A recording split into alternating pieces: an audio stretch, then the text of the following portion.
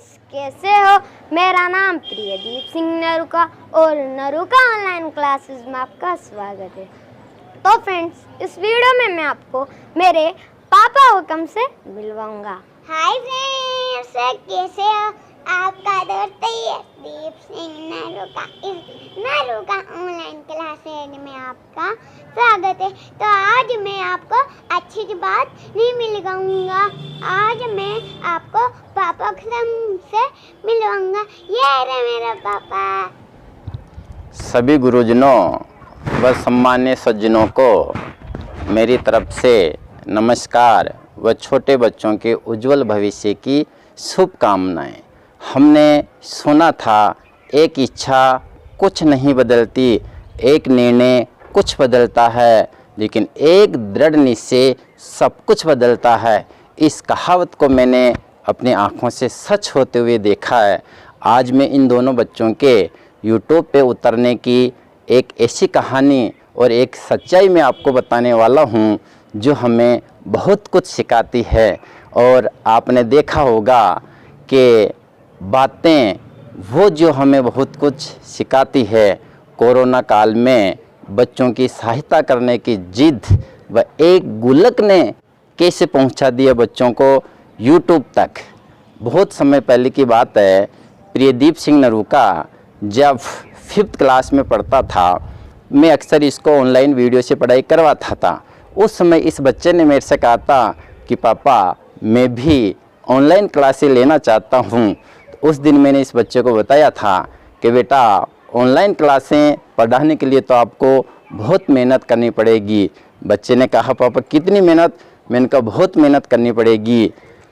इस बच्चे ने, शायद मेरा मन कहता है, उस दिन इसने निश्चय कर लिया था कि मुझे एक दिन ऑनलाइन क्लासें लेनी हैं। उसके बाद 5th क्लास, 6th क्लास और ये भी 7th क्लास में हैं। इन 3 साल में इस बच्चे ने न केवल 5th, 6th और 7th की साइंस मैथ्स पढ़ी, अपितु 8th, 9th, 10th की भी साइंस मैथ्स पढ़ी और सीखने का ऐसा जुनून कि कुछ भी हो जाए मुझे तो ऑनलाइन क्लासें पढ़ानी हैं, अर्थात यूट्यूब पे उतरना है।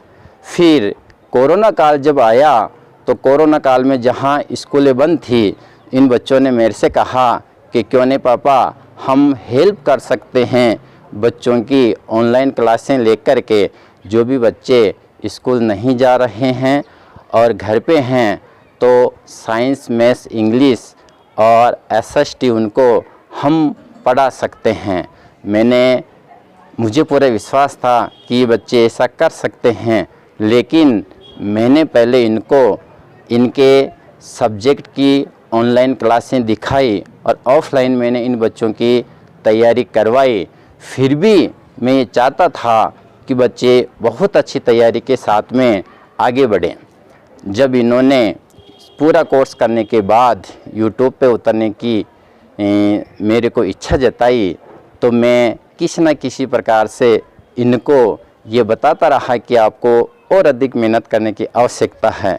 लेकिन बच्चों का जुनून देखिए, इन्होंने अपने आप वीडियो बनाना प्रारंभ कर दिया। और मैंने जब उन वीडियो को देखा तो वीडियो को देखने के बाद भी मैं इनको बताता रहा कि इससे भी अच्छी तैयारी आपको करनी चाहिए। फिर व्हाट्सएप ग्रुप पे, इंस्टाग्राम पे, फेसबुक पे, स्टेटस पे और टेलीग्राम पे हमने इनके वीडियो डाले। तो उन वीडियो का बहुत अच्छा रिस्पॉन्स मिला। लेकिन क्योंकि मैं जानता था कि यूट्यूब पे किसी भी टॉपिक को पढ़ाने से पहले उसकी तैयारी बहुत अच्छी होनी चाहिए, लेकिन शायद इन बच्चों में पूरा कॉन्फिडेंस था, ये अच्छे तरह से पढ़ा सकते थे और इन्होंने बहुत अच्छी मेहनत की। लेकिन शायद इनको लगा कि हमारे पापा की जो है इच्छा यूट्यूब पे उतारने की नहीं है। तो एक दिन की मैं आपको घटना बताता हूँ जो भी कुछ समय पहले की है। रात को हम बातें कर रहे थे, तो बातों बातों में मैंने बच्चों को कह दिया कि बच्चों यूट्यूब पे उतरने के लिए तो बहुत कुछ सामान लाने पड़ेंगे और अभी क्योंकि कोरोना काल है इसलिए शायद इकोनॉमिक प्रॉब्लम होने के कारण मैं ऐसा नहीं कर पाऊँगा। सुबह जब मैं उठा, एक दृश्य जब मैंने देखा तो दृश्य मेरे दिल को छू गया। जब मैं उठा तो बच्चे सो रहे थे और मेरे सामने इन दोनों बच्चों की अब तक की 8-10 गुलकें पड़ी हुई थी। उस घटना ने मेरे मन को झकझोर दिया।